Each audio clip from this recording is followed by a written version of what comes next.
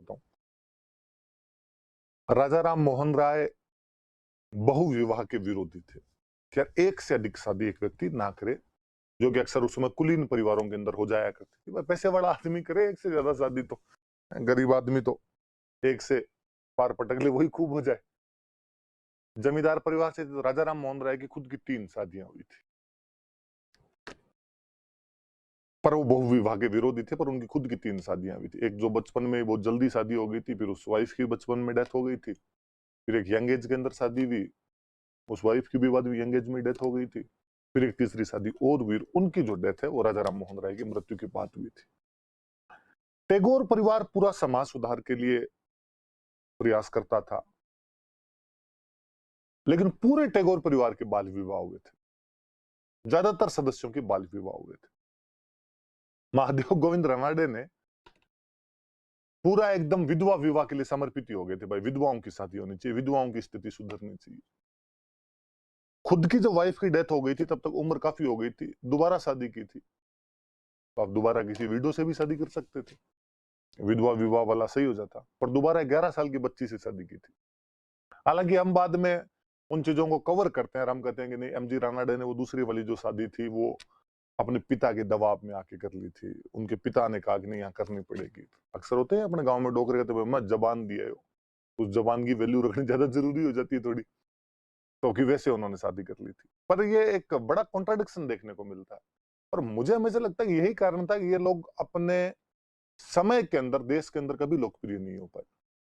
ना राजा राम मोहन राय को उस समय यहां पर लोग ज्यादा चाहते थे, टैगोर परिवार जरूर चहेता बना रहा था थोड़ा, केशव चंद्र सेन इतने लोकप्रिय नहीं हो पाए थे कोई, एमजी रानडे थे तो तिलक ने बाद में धज्जियां उड़ा के रख दी थी एमजी रानडे की। तो व्यक्ति आप खूब अच्छा सोचते हो, मैं ये भी नहीं कहता कि उन्होंने उस समय वो गलत काम किए होंगे, क्या पारिवारिक परिस्थितियां रही होगी, वो समाज उतना परिपक्व भी नहीं था, ऐसे समझौते इनको करने पड़ गए होंगे, पर कहीं ना कहीं बाकी लोग आपको वॉच करते हैं और आपके क्रियाकलापों के आधार पर आपका आचरण तय होता है। आपके आचरण के आधार पर लोगों का व्यवहार, दूसरे लोगों का आपके प्रति जो व्यवहार है वो तय होता है। तो वो इनमें अपने को खूब सारा देखने को मिलता है। यार ये तभी ये लोग शायद अपने समाज में उस समय इतने लोकप्रिय नहीं हो पाए थे। उस समाज में खुद लोकप्रिय होने वाला यदि कोई बंदा था, उसी समय लोकप्रिय होने वाला यदि कोई बंदा था, वो बंदे थे स्वामी दयानंद सरस्वती। 19वीं शताब्दी का जो टाइम था ना, उसमें हिंदू धर्म 2-3 चीजों से पीड़ित था। एक पीड़ा तो ये थी कि चूंकि अंग्रेजों का राज था भारत के अंदर, इसलिए ईसाइयत का प्रचार प्रसार हो रहा था अपने आप के अंदर, कि भाई ईसाई धर्म जो शासक का धर्म होगा ना, या जो शासन का धर्म होगा, उससे लोग प्रभावित होंगे। ये मैं कल ही बात कर रहा था आपसे, तो भारतीय लोग भी उससे प्रभावित थे। अंग्रेजी शिक्षा की वजह से ईसाई धर्म का और प्रचार प्रसार बढ़ रहा था। ईसाई मिशनरी पढ़ाने वाले होते थे, मिशनरी बाद में उसी प्रकार की शिक्षा देते, और पढ़े लिखे भारतीय जो भी थे ना, उनका ईसाई धर्म के प्रति भयंकर झुकाव था कि प्रत्येक अंग्रेजी स्कूल के अंदर पढ़ा लिखा भारतीय अपने पिता के चरण स्पर्श करने में शर्म महसूस करता था। ये इंग्लैंड से पढ़कर आने वाला लगभग भारतीय अब माता पिता के साथ भी नहीं रहना चाहता था। कंडीशन ये थी। पर राजा राम मोहन राय, केशव चंद्र सेन और एमजी रानडे वो लोग थे जिन्होंने ये जो समाज में हीन भावना आ गई थी ना, इसको दूर करने का प्रयास किया कहीं ना कहीं। और उन्होंने ये तो माना तीनों ने कि ईसाई धर्म अच्छा है, ईसाई धर्म में समानता है, ईसाई धर्म में रूढ़ियां नहीं है, उनकी सोच प्रोग्रेसिव है। पर उन्होंने कहा हम भी जितना तुम बताते हो ना उतने खराब नहीं है, और हमारे धर्म में भी अच्छी बातें, और हमारे धर्म की अच्छी बातें भी उन्होंने सामने रखी। फिर चूंकि वो जानते थे कि हमारे धर्म में कमियां तो आ गई, इसलिए उन कमियों को दूर करने का प्रयास भी किया था, ताकि ईसाइयों के बराबर आने का प्रयास किया जा सके। लेकिन फिर भी ये जितने लोगों के मैंने नाम लिखा है, ये कहीं ना कहीं ईसाइयत के नीचे दबे हुए थे। वो बोले राजा राम मोहन राय हो, वो बोले केशव चंद्र सेन हो, वो बोले एमजी रानडे हो, इन सबको मन ही मन ये लगता था कि यार ईसाई है तो अपने से ज्यादा अच्छे। इसलिए जब बंदे में खुद में कॉन्फिडेंस नहीं होता ना कभी, तो खुल के परफॉर्मेंस नहीं दे पाता बंदा। खुल के विरोध नहीं कर पाता अगले का। तो ये तीनों कभी ईसाइयत का विरोध तो कर ही नहीं पाए थे, केशव सुंदर सेन, एमजी रानाडे और राजा राम मोहन राय। ये हिंदू धर्म की कमियों को दूर करने में लगे रहे, नींव बनाने का काम किया। ईसाइयों को ये लगता था कि यार हिंदू और कुछ भी कर लेंगे, हमारी बुराई नहीं करेंगे, वापस पलटवार हम पर नहीं करेंगे। हम इनके धर्म की कितनी मजाकें उड़ाओ, ये जब मजाक उड़ाते हैं तो उन कुरीतियों को दूर करने में लग जाते हैं, या अब कहते हैं नहीं हमारे में ऐसा नहीं है, हमारे में भी बहुदेववाद नहीं, केशवरवाद है, हम भी पहले मूर्ति पूजा नहीं करते थे तो बीच में करने लग गए थे। अब एक बंदा आया था स्वामी दयानंद सरस्वती, उसने ईसाइयों की धज्जियां उड़ा के रख दी थी। राजा राम मोहन राय, केशव सुंदर सेन और एमजी रानाडे कभी मन से ईसाइयों के खिलाफ इतने नहीं हो पाए थे। इस बंदे ने मतलब यूं धरातल उजाड़ दिया था, और केवल ईसाइयों का नहीं, ईसाइयों का, इस्लाम का, बौद्धों का, सिखों का, जैनों का, किस किस धर्म में क्या क्या बुराइयां है तमाम बताई। जब हम में नहीं है, केवल तुम में उतनी की उतनी है। बाइबिल के इतने नंबर पेज पे ये जो लिखा हुआ इसका क्या आंसर है, तुम बताओ देखे। तुम्हारी जो ये चमत्कार की थ्योरी, इसमें तुम्हारा क्या है, ये तुम बताओ देखे। तुम पोप को कोई ईश्वर का पुत्र मानते हो या ईश्वर का दूत मानते हो, पवित्र आत्माओं में विश्वास करते हो, ये सब क्या चीजें बताओ देखे। और ईसाइयों के पास कोई जवाब नहीं था। पर इस कर्म में वो बंदा पक्षपाती नहीं था। ये नहीं कि केवल इस्लाम की, ईसाइयों की धज्जियां उड़ा के रख दे, उसने हिंदू धर्म की इतनी धज्जियां उड़ाई, उसने खुद ने इतनी धज्जियां उड़ाई कि हिंदू धर्म पे जो एक लेयर बन गई थी, धूल जम गई थी, उस धूल को एक झटके में कोई झाड़ने का काम कर रहा था, तो वो दयानंद सरस्वती था। हम कहते हैं या तो ईसाई धर्म में जब खुद में कमियां आ गई थी तो जर्मनी का मार्टिन लूथर खड़ा हुआ था, और ईसाई धर्म में कैथोलिक समाज के अंदर जो कमियां थी उनको दूर करने का प्रयास किया था। हिंदुओं में वैसा ही मार्टिन लूथर की तरह यदि कोई काम कर रहा था तो वो दयानंद सरस्वती है। हम दयानंद सरस्वती को हिंदू लूथर के नाम से जानते हैं। लूथर जर्मनी का एक व्यक्ति था, 16वीं शताब्दी के अंदर उसने ईसाई धर्म में आई बुराइयों के खिलाफ मोर्चा खोल दिया था। एक बार अपने पिताजी से मूर्ति पूजा को लेकर वाद विवाद कर लिया था। कहानियां भी वैसी की मूर्ति के ऊपर से चूहा घूम रहा था, और इन्होंने कहा कि चूहा घूमता है तो भगवान को गुदगुदी नहीं होती है। पापा ने कहा मैं थप्पड़ मारूंगा तेरे, फालतू के सवाल किए तो उनका जो भगवान चूहे को हटा ही नहीं सकते खुद के पेट से, वो भगवान दुख दर्द तो क्या ही हटाते होंगे। तो पापा ने सचमुच ही पिटाई कर दी। तो कहते घर छोड़ गए थे और कहा अब तो मैं ज्ञान प्राप्त करूंगा खुद ही। तो ज्ञान प्राप्त करने के लिए तो कोचिंग ज्वाइन करनी जरूरी पड़े, फिर कोचिंग ज्वाइन की। एक गुरुजी बनाए अपने, पूर्णानंद जी नाम करके गुरुजी थे। ऐसा कहते हैं ऋग्वेद जो है ये 1500 बीसी से लेके 1000 बीसी के बीच में लिखा गया था। मतलब इस दौरान की घटनाएं ऋग्वेद के अंदर है।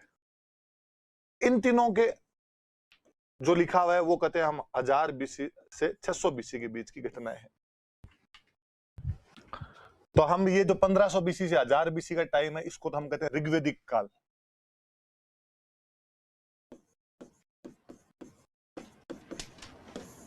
और 1000 बीसी से 600 बीसी के बीच की जो घटनाएं उनको हम कहते हैं उत्तर वैदिक काल, पोस्ट वेदास। और यदि ऋग्वेदिक काल को कोई पढ़े या आप पढ़ोगे तो आपको भी पता चलेगा, तो ऋग्वेदिक काल का जो हमारा समाज था ना, वो समाज बहुत ही अच्छा समाज था। उस समाज में कुरीतियां नहीं थी। जैसे तो जब हम ऋग्वेद पढ़ते हैं तो पता चलता है कि ऋग्वेद के मंत्रों की रचनाएं महिलाओं ने की थी। घोषा, सिकता, अपाला, लोपामुद्रा और कक्षावृत्ति जैसी महिलाएं भी जिन्होंने ऋग्वेद के मंत्रों की रचना की। अब ऋग्वेद जैसे महान ग्रंथ के मंत्रों की रचना यदि महिलाओं द्वारा की गई है, इसका मतलब महिलाएं पढ़ती थी। तो महिला शिक्षा है अपने आप के अंदर। उसमें विश्वरा नाम की एक महिला योद्धा का नाम मिलता है। इसका मतलब महिला युद्ध भी करती है, अब पढ़ाई भी करती है, युद्ध भी करती है। इसका मतलब उनको पुरुषों के बराबर अधिकार मिले हुए थे। सती प्रथा का कोई उल्लेख नहीं आता है उसमें। विधवा विवाह होते हैं बाकायदा। अनुलोम विवाह, प्रतिलोम विवाह होते हैं एकदम। मतलब अनुलोम विलोम मतलब एक वर्ण से दूसरे वर्ण के अंदर विवाह हो सकते हैं। मतलब कोई किसी से भी शादी कर सकता है। वर्ण व्यवस्था जो है वह समाज हमारा 4 वर्णों में बंटा हुआ था, ब्राह्मण, क्षत्रिय, वैश्य और शूद्र। जो वर्ण व्यवस्था है वो कर्म आधारित है, काम के आधार पर आपके वर्ण तय है। जैसे मैं अभी आपको पढ़ाता हूं, तो पढ़ने और पढ़ाने काम ब्राह्मण का है, इसलिए मैं ब्राह्मण हूं। मेरा छोटा भाई मान लो खेती करे या दुकान खोल के बैठ जाए तो वैश्य है। मेरे अंकल का बेटा है, वो मान लो फौज में चला जाए, बॉडी बॉडी थोड़ी ठीक हो उसकी, तो वो क्षत्रिय है। मेरा एक दोस्त हो कोई, या मेरा एक परिवार के अंदर भाई कोई और हो, वो कहीं पे जाके नौकरी करने लग जाए तो शूद्र है। 4 वर्ण थे समाज के। अब जो मेरा नौकरी करने वाला भाई है जो कि शूद्र है, उसको मान लगा कि यार मैं भी पढ़ लूं, पढ़ के मैं भी भाई साहब की तरह पढ़ा लूं, और वो यदि पढ़ के पढ़ाने लग जाए तो वो ब्राह्मण हो गया। मुझे थोड़े सालों के अंदर लगे कि यार पढ़ा पढ़ा के तंग आ गए, अब मैं थोड़ी बॉडी बॉडी बना के और फौज के अंदर चला जाऊं तो मैं क्षत्रिय हूं। फौज वाले भाई को लगे क्या रिटायरमेंट लेते हैं, गांव में जाके अपने खेत पड़ा है बाजरी बोलेंगे उसके अंदर, वो खेत के अंदर आके काम करता है, वो वैश्य है। इसका मतलब कोई भी आदमी किधर भी चेंज हो सकता है।